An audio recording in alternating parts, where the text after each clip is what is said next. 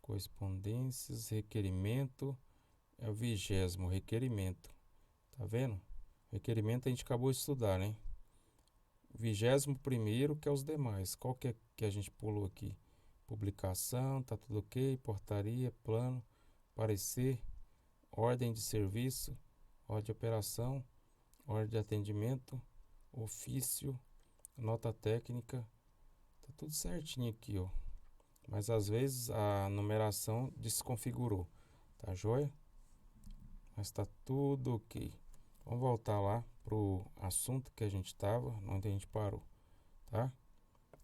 Então, no 20º aqui, que seria o 21º, são citadas mais 10 nominalmente, mais 10 correspondências, tá? Então, vai falar aqui outras correspondências que abrangem veículos de difusão de informações periódicos ou não, tá? Então, os almanaques, eles são periódicos, tá? E são outros tipos de correspondências militares. Os boletins também são periódicos, tá? Boletim reservado e boletim geral, tá? São periódicos. Convocações, elas já não são periódicos, tá? As convocações são também correspondências, todos eles são correspondências militares. Escalas, as escalas ordinárias, elas são periódicas. As extraordinárias não são periódicas, né? São ocasionais. E as escalas extras também são ocasionais. Os atestados, as cautelas, as guias, por exemplo, eu via falar muito da guia de trânsito antigamente, militares, principalmente aluno, não viajava sem emitir uma guia de trânsito, né? Sem assinar lá no quartel a guia de trânsito. Homologações, então isso acontece muito, a gente vê muito essas homologações na área de saúde, né, da corporação. Relatórios, tá? Então um exemplo, tem uma operação lá, qualquer operação, vamos supor uma operação Semana Santa, né? Ou operação férias. Ao final de qualquer operação, tem que ser redigido pelo comandante da operação um relatório final, tá? Tem que ser feito um relatório. Então é um dos exemplos. E a 10ª correspondência administrativa é a solução, né? Então tem esse formato aqui de correspondência chamada solução. E outros, né, que não foi citado aqui. Então vamos lá, capítulo 3, classificação. Vamos lá. Legal, pessoal. A classificação, essas correspondências são classificadas em duas vertentes, tá? Quanto ao nível de acesso, né? E quanto à tramitação. Quanto ao nível de acesso, vai ter as públicas, né? Pública é o seguinte, qualquer um que tem acesso ao sistema do SEI vai poder enxergar, vai poder ter acesso, vai poder ver tudo, tá? E o público externo que não tem acesso ao SEI, mas que solicitar, poderá ser sim entregue para esse público externo que solicitar, tá joia? Ele tem direito porque é público, né? Então se é público ele pode ver. Então pode ser sim, né, dado à sociedade sem restrição, sem qualquer restrição, quando a sociedade solicitar, tá? Aí tem o restrito. O restrito, o que acontece? Isso aí já não pode repassar para a sociedade em geral, tá? De qualquer forma assim não, né? Então restrito, ele vai ficar restrito apenas ao efetivo que pertence ao quartel que está tramitando, né? Aquele documento, vamos supor que está tramitando entre dois quartéis. Então o efetivo daqueles dois quartéis vai poder ver o conteúdo ali reservado, tá joia? Aí a gente tem esses dois tipos aqui de nível de acesso, né? Que é quanto ao nível de acesso, na verdade. E agora nós vamos ver sobre a tramitação, né? Desculpa. Tem o sigiloso. O sigiloso, pessoal, o que acontece? Apenas os militares que receberem uma credencial específica, credencial eletrônica, né? Uma chave para ter acesso, né? Aquele documento ali, Então, só aqueles que tiver essa credencial terão acesso para ver esses documentos e o andamento, né? Tá joia? Só quem tiver essa chave. E, e nesse caso aí de sigiloso, além de precisar dessa chave, pessoas específicas, o sigiloso ele vai se dividir também em... Ele vai por exemplo, ser secreto, ultra secreto, né? Reservado. Então, reservado eu entendo que seja o mais brando, né? Nessa questão de sigilosidade, né? Aí ele vai ter o secreto e vai ter o ultra secreto. Essas definições é para a questão de segurança do Estado, segurança da população, sabe? Então é para isso. Então, sigiloso classificado por ser imprescindível à segurança da sociedade, tá? Quanto à tramitação, são 4 itens, né? Então vamos lá, tramitação. Primeira, tramitação normal. Tramitação normal, ela não tem data pré-definida para que seja solucionado, feito estudo, seja emitida a solução e a tramitação, né? Então o que acontece? Nessa tramitação normal, ela não possui esse prazo, porém tem que ser tramitado dentro da razoabilidade, ou seja, não pode também demorar para responder, né? Então, razoável duração, etc. Utilização de meios que garantam sua celeridade, beleza. Já os urgentes, o que acontece? Quanto à tramitação urgente é quando, deixa eu ver aqui só uma questão. É quando o estudo, a solução, primeiro se estuda, depois vem a solução, né? Então, qual que foi definido, se vai dar andamento ou não, tá? E a tramitação, tá? Quando devem ser realizados, tá? No máximo 48 horas para fazer estudo, para emitir uma solução, tá joia? Para devolver, para tramitar, para dar andamento, digamos assim, aí não pode passar de 48 horas, no caso das urgentes. E detalhe,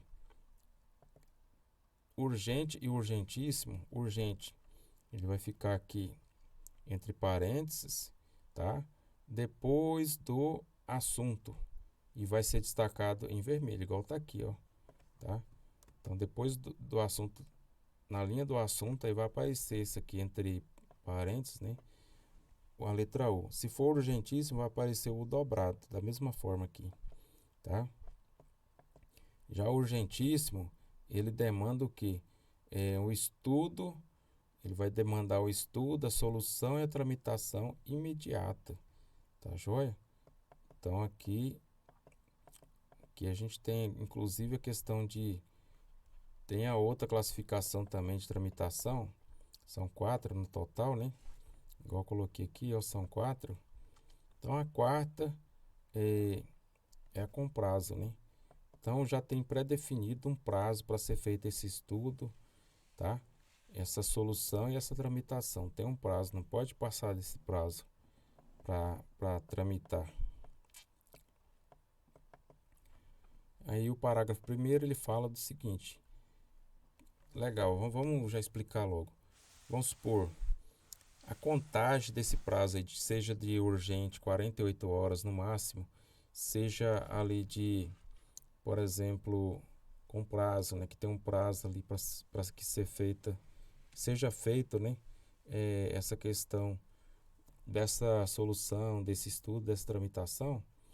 Então, o que acontece? A contagem do prazo é o seguinte: a partir do momento que um outro cargo, outro órgão tramitou aquele documento e chegou no sistema ali da outra unidade, vamos supor, né?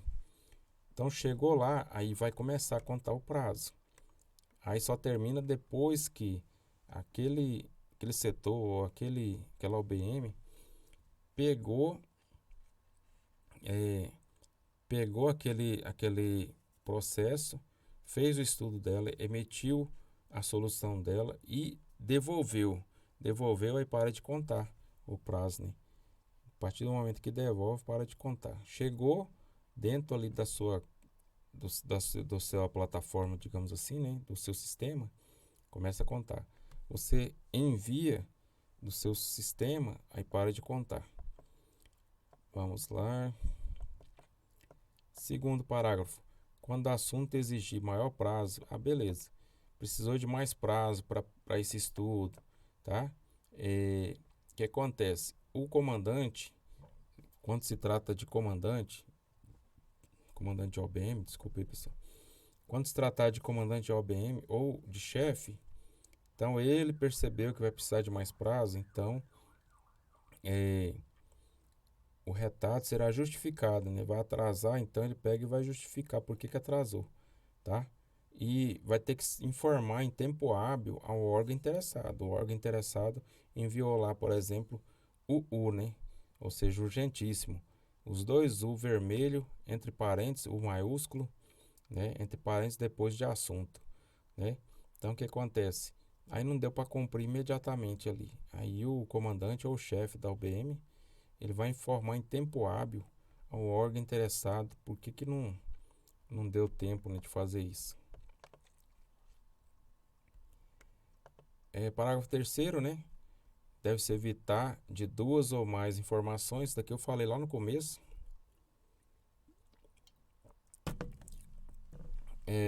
Informações distintas, importantes e distintas, né?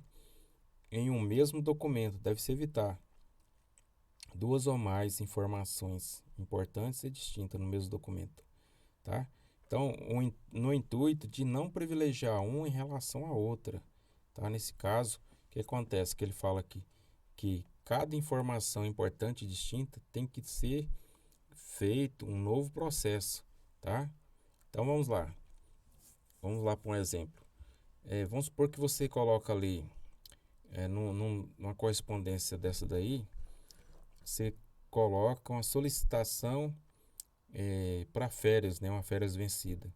E no mesmo corpo do documento, da correspondência militar, você coloca também solicitação de um fardamento completo, de quarto A, né?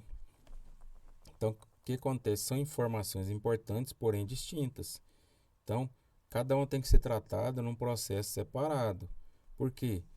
Senão vai privilegiar um em relação ao outro. Então, o órgão que está recebendo ali, que é o interlocutor, vai encaminhar para outro órgão. Ele vai olhar ali, o que ele vai ver? Ele vai falar, não, isso aqui não tem como, esse documento, porque, vamos supor, a solicitação de férias vai ter que passar em algum momento pelo órgão de pessoal, seria o CGF, né?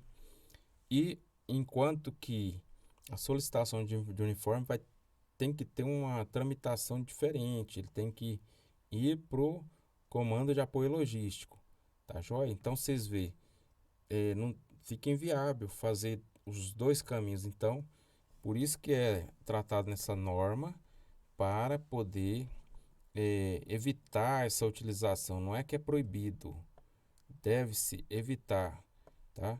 Não falou que não colocou uma proibição, só falou que tem que evitar, tá joia? Utilizar duas ou mais informações importantes, tá? Então, prosseguindo aqui, vamos lá.